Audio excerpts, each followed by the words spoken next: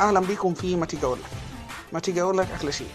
في اكلاشات كتيره منتشره في المجتمعات المصريه والمجتمعات العربيه، محتاجين نصلحها سواء بالايجاب او بالسلب. منها الشتيمه ما بتلزقش. النهارده انا بوجه سؤال ليك: هي الشتيمه بتلزق؟ انت ايه رايك؟ نصنا، تلات ارباعنا، 90% مننا، 95% مننا اللي يشوفوا الفيديو طبعا هيقولوا الشتيمه ما بتلزقش. بس الصعايده اللي اصلهم عربي جعفرة زي مثلا كده وغيرهم هيقولوا دي مش بس بتلزق، دي عندنا بتموت. واللي يدور في ايام العرب وتاريخهم هيعرف ان في حروب قامت على حاجات عبيطة.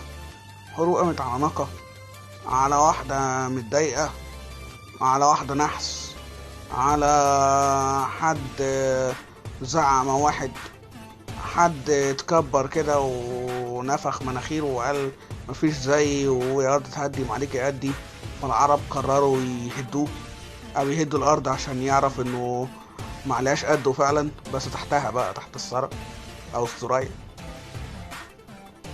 عشان كده ما تيجي اقولك النهارده جاي تقولك الشتيمة بتلزق وكمان بتموت، بس عند الناس اللي عندها دم. اخيرا اتمنى نكون استمتعنا وتعلمنا سوا. ما تنساش تعمل لايك وشير. كنتم مع مصطفى حسين.